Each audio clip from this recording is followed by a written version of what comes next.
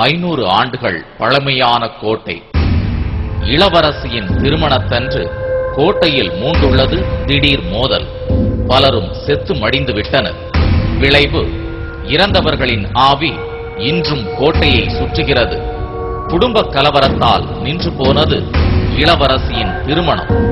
அன்று ஒலித்த மேள ஓசை பகல் பொழுதில் இன்றும் கோட்டையில் கேட்கிறது. இவை மட்டுமல்ல திகிலுக்கு காரணங்கள். கோட்டையில் புதைந்து கிடக்கும் புதையல். தங்க புதையல் இருப்பதை உறுதி செய்ய இப்போதும் தங்க காசுகள் அவ்வப்போது கிராமத்து மக்கள் கைகளுக்கு கிடைக்கின்றன.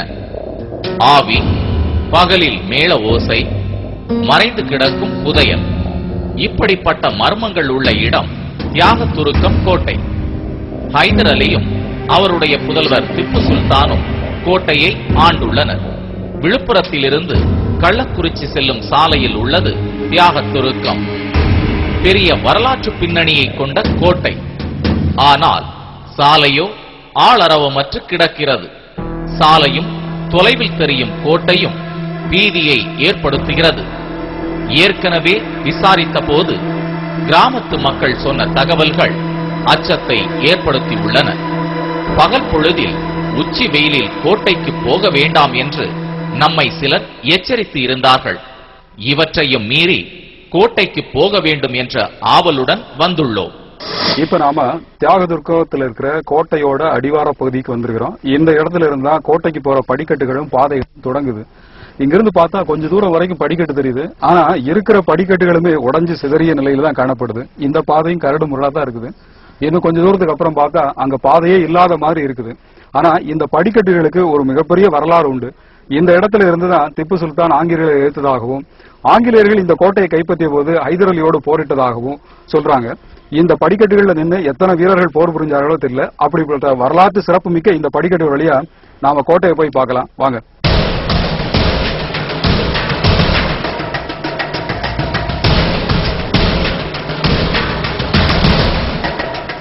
ஐநூறு ஆண்டுகள் பழமையானதும் வரலாற்று சிறப்பு மிக்கதுமான இந்த கோட்டைக்காக பல போர்கள் நிகழ்ந்தது உண்டு.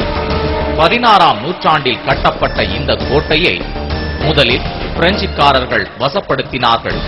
அவர்களிடமிருந்து 1760இல் கோட்டையை கைப்பற்றினார் ஹைதர் அலி. பின்னர் அவரிடமிருந்து 1789இல் ஆங்கிலேயர்கள் வசம் கோட்டை மாறியது. ஆனால் அடுத்த ஆண்டே கோட்டையை கைப்பற்றினார் திப்பு சுல்தான்.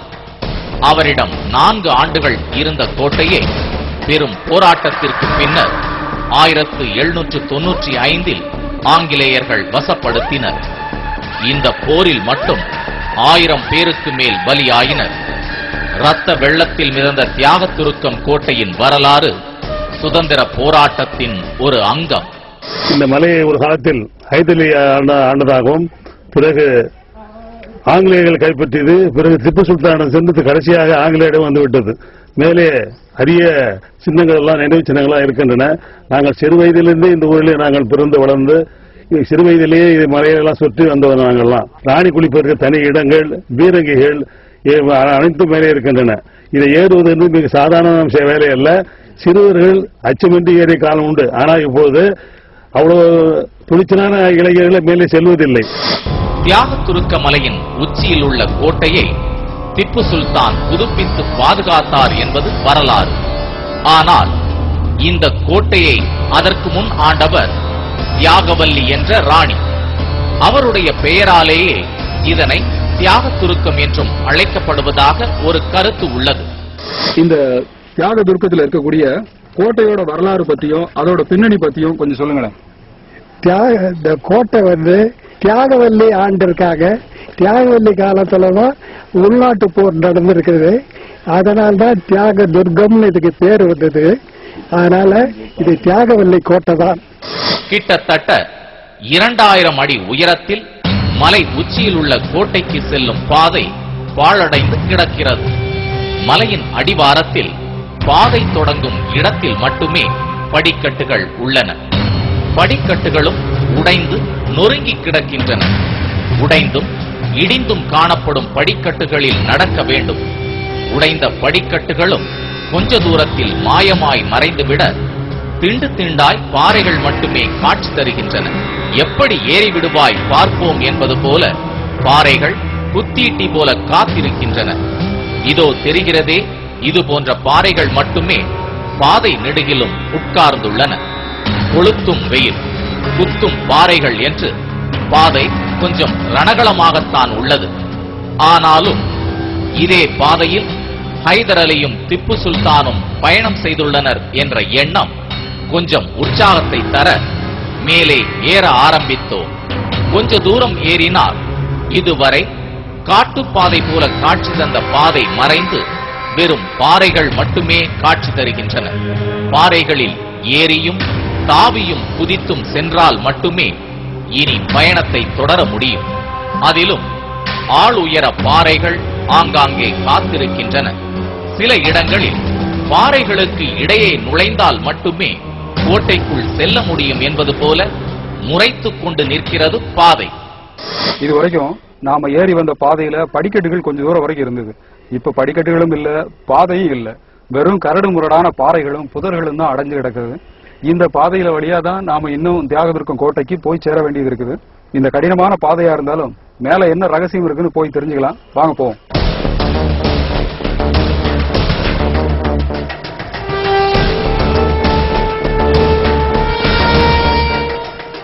பாறைகளுக்கிடையே நுழைந்தும் தாவியும் குதித்தும் சென்றால் மீண்டும் ஒரு காட்டுப்பாதை கண் முன்னால் விரிகிறது. அடர்ந்த காட்டு மரங்கள், அதன் நடுவே ஒரு ஒற்றையடி பாதை என்று எங்கோ ஒரு வனத்தில் நுழைந்த பிரமை தட்டுகிறது. பாதையின் முடிவில் தெரிகிறது கோட்டையின் வாசல். ஒரு காலத்தில் வீரர்கள் நின்று காவல் புரிந்த இடம். இதை தாண்டினால் கோட்டைக்குள் பல அதிசயங்கள் காத்திருக்கின்றன. இந்த திப்பு சுல்தான் கோட்டையில நிறைய அதிசயங்கள்லாம் இருக்குது. இது ஒரு சுற்றுலாத்தலமா இங்க ஏற்பாடு பண்ணாங்க. இங்க மேல சூரிய மகா கிணறு இருக்குது. மக்கள்லாம் நிறைய வந்தாங்கன்னா குடிக்கிறதுக்கு தான் ஒரு யூஸ்ஃபுல்லா இருக்கும், தண்ணி நல்லா இருக்கும். மற்றபடி நிறைய அதிசயங்கள்லாம் இருக்குது. இந்த மலைக்கோட்டையில சிறப்பு அம்சம்னாக்க அந்த சூரிய மகா கிணறு எல்லா மக்கள் மனசுல பதிவு பண்ணும். கோட்டைக்குள் நுழையும் வாயில் ஒரு குகைக்குள் போவது போல உள்ளது. இதற்குள் நுழைந்தால் பார்வைக்குள் படுகிறது ஒரு கிணறு. இது சூரியன் பார்க்காத கிணறு என்று அழைக்கப்படுகிறது. ஒரு காலத்தில் கோட்டை வாசிகளின் தாகத்தை தீர்த்த பெருமை இந்த கிணற்றிற்கு உண்டு. இது இந்த கோட்டை நவாப் திப்பு சுல்தான் காலத்திலிருந்து புனிதமான கோட்டை. இந்த கோட்டை இது பணக்கொட்டடி, சூரியபாகர் கிணறு மற்றும் பக்கத்தில் அருகில் உள்ள மலையம்மன் சாமி உள்ளது. இதுக்குள்ள போறதுக்கு ரொம்ப குனிஞ்சு வளைஞ்சுதான் போக வேண்டியதா இருக்குது. ரொம்ப குறுகலான பாதை. கஷ்டப்பட்டு உள்ள நுழைஞ்சு நாம இப்ப கோட்டைக்கு உள்ள போயிட்டு இருக்கோம். இந்த இடம் வழியா நுழைஞ்சு நம்ம உள்ள போனோம்னா இங்கேயும் ஒரு குகை மாதிரியே தெரியுது. இந்த இடம் வெறும் பாறைகளாகவும் இடிஞ்சு போன துகள்களாகவும் கிடக்குது. எங்க பார்த்தாலும் வெறும் பாறைகள் மட்டும்தான் காத்திருக்குது நமக்காக. இந்த குகைக்குள்ள போனா கோட்டைக்கு போய் சேரலாம் அப்படின்னு சொல்றாங்க. இந்த இடத்துக்கு வந்தாலே ஒரு வகையான பீதியை கிளப்புற மாதிரியே இந்த இடம் இருக்குது. பார்ப்பதற்கு ரொம்ப அச்சமூட்டுற விதத்துல இது இருக்குது. இந்த இடத்துல ஒரு கிணறும் இருக்குது. இந்த கிணறு தான் இந்த ஊரை சேர்ந்தவங்க சூரியன் பார்க்காத கிணறுன்னு சொல்றாங்க. இங்க தண்ணி நிறைஞ்சிருக்கிறத பார்க்க முடியுது. இந்த தண்ணி எப்பவுமே வத்தாது அப்படின்னு சொல்றாங்க. இதைத்தான் அந்த காலத்துல கோட்டையில இருந்தவங்க குடிநீர் நீரா பயன்படுத்தினாங்களாம். மழைநீர் தேங்கி நிற்கிற இந்த இடத்துல சூரியன் பார்க்காத கிணறுன்னு சொல்றாங்க. இந்த கோட்டையோட அதிசயங்கள்ல இதுவும் ஒண்ணு. பாறைகளின் நடுவே வரும் மழை நீரை பக்குவமாய் சேகரிக்க கிணறு கட்டிய பழங்கால தொழில்நுட்பம் வியக்க வைக்கிறது.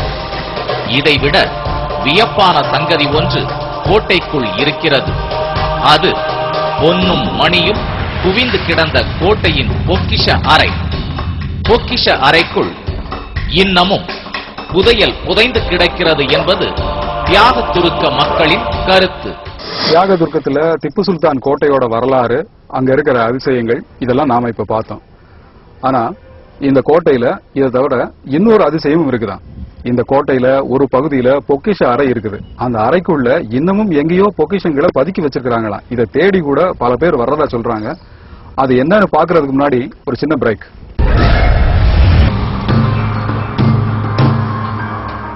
தியாகதுர்க்கம் கோட்டையில பல வரலாற்று சிறப்பு மிக்க இடங்கள் இருக்கிறத பார்த்தோம். இந்த இடங்கள் மட்டும் இல்லைங்க, இந்த கோட்டைக்குள்ள ஒரு புதையல் ரகசியமும் புதைஞ்சு கிடக்குது. மன்னர்கள் ஆண்ட காலத்துல அவங்க பொக்கிஷ அறையில பல புதையல்களை புதைச்சு வச்சிருந்தாங்களாம். அந்த பொக்கிஷங்கள் எல்லாம் இன்னமும் இங்கதான் புதைஞ்சு கிடக்குன்னு இங்க இருக்கிற மக்கள் நம்புறாங்க. இந்த புதையல் ரகசியத்தை தேடி கூட பல பேர் இன்னமும் இங்க வர்றாங்களாம். அது என்ன புதையல் ரகசியம், அந்த புதையலை எப்படி அடையிறது, இது தொடர்பான தகவல் எல்லாத்தையும் இப்ப நாம பார்க்கலாம். கோட்டையின் ஒரு பகுதியில் ஆட்கள் எளிதாக நுழையவே முடியாத இடத்தில் உள்ளது பொக்கிஷ அறை.